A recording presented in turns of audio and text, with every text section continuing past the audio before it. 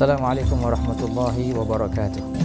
Alhamdulillahirabbil alamin. Allahumma shalli wa sallim ala sayyidina Muhammadin wa ala alihi wa sahbihi ajma'in.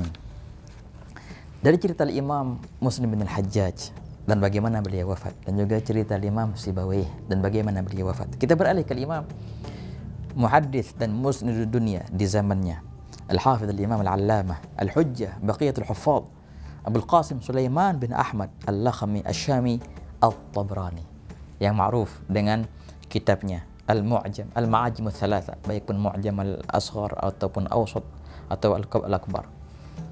Nah, Al-Imam At-Tabrani lahir pada tahun 260 Hijriah dan wafat pada tahun 60 wa 300, 360 tahun. Fastakmala 100 am wa 10 ayyam, umur beliau 110 tahun. Wahakadha ikhwan. Dan beliau berkata, wa hadithu qad mala al-bilad. Hadis beliau Masya Allah memenuhi dunia. Masya Allah. Zadat muallafatuhu an 75 muallafa. Beliau punya karangan kitab lebih dari 75 kitab. Dan satu kitab itu besar ikhwan. Kalau kita lihat Al-Mu'jam, baik pun Mu'jam Al-Awsat contohnya, berapa jilid? Apalagi Mu'jam Al-Akbarnya, Al-Kubra. Dan itu banyak daripada jilid-jilid yang tidak ditemukan sampai sekarang ikhwan. Kitab Al-Mu'jam Lit-Tabrani wa hakadha ikhwan. Beliau ditanya, Su'ilat Tabrani an kathrati hadits, bagaimana engkau bisa mendapatkan hadis yang sangat dan banyak ini? Beliau berkata, kuntu anamu 'alal bawari ayil husur 30 sana. Aku bisa mendapatkan hadis ini yang banyak dengan aku tidur di tikar yang sangatlah kasar selama 30 tahun. Wah, kata ikhwan.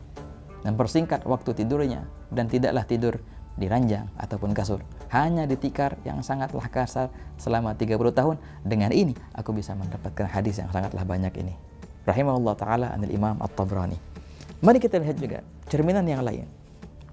Bagi mereka, waktu menimba ilmu itu adalah waktu yang sangatlah indah, yang mereka nikmati. Bukanlah suatu beban. Sama sekali bukanlah beban, ikhwan. Bahkan suatu kenikmatan. Al-Imam Al-Qadhi Iyad dalam Tertib Al-Madarik wa hakadha Syarah Muwatta Malik, beliau menceritakan tentang terjemah Abi Amr Ahmad bin Abdul Malik Al-Ishbili. Orang dari Ishbili dalam istilah sekarang itu adalah Sevilla di Spanyol ikhwan. Itu pada masa-masa kejayaan Andalusia, kejayaan kerajaan Islam di Andalus. Al-Ishbili ada Sevilla. Nah, seorang ulama yang berasal dari situ, Ahmad bin Abdul Malik Al-Ishbili. Nah, yang lahir pada tahun 324 Hijriah dan wafat pada tahun 401 Hijriah. Beliau ini hubbiba ilaihi darsu muddata umurih. Sepanjang hidupnya beliau nikmati belajar dan mengajar dan menimba ilmu. Tidak pernah beliau letih dalam perihal ilmu, baik pun siang atau malam. Sampai-sampai suatu hari, dan pas itu pada hari raya, ada seorang teman beliau mengunjungi beliau. Dipersilahkan masuk. Rumahnya beliau terbuka. Silakan masuk. Faja'ala yantadhiruhu wa abta'a alaihi. Ditunggu. Mana ini? Imam Ahmad bin Abdul Malik Al-Ishbili ini belum keluar. Keluarlah akhirnya. Dan akhirnya beliau sambil baca kitab. Nah, ini imam tidak melihat tamu itu. Terus baca kitab, enggak sadar bahwasanya depannya ada tamu. Dan sampai waktu yang lama, fatanabbaha hina idzin wa sallama alaihi, baru beliau sadar. Waalaikumsalam. Oh fulan, ahlan wa sahlan. Minta maaf. Kenapa? Karena beliau sangat fokus dengan masalah yang beliau fikirkan, masalah awisah yang agak rumit. Lam yumkinuhu tarkuha hatta fatahallahu alaihi. Sehingga Allah Ta'ala membukakan futuh dalam masalah itu.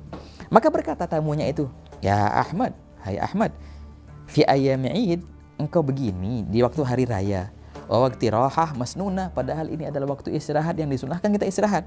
Maka beliau berkata, faqala idza 'alat hadhihi an-nafs in sabbat ila hadhihi al-ma'rifah wallahi ma li rahatun wala ladzatun fi ghairi an-nadhari wal qira'ah. Demi Allah, aku tidak mempunyai kelezatan dan kenikmatan selain daripada membaca dan melihat ilmu. Rahimahumullah ta'ala wa alina yang barakatuh. Assalamualaikum warahmatullahi wabarakatuh.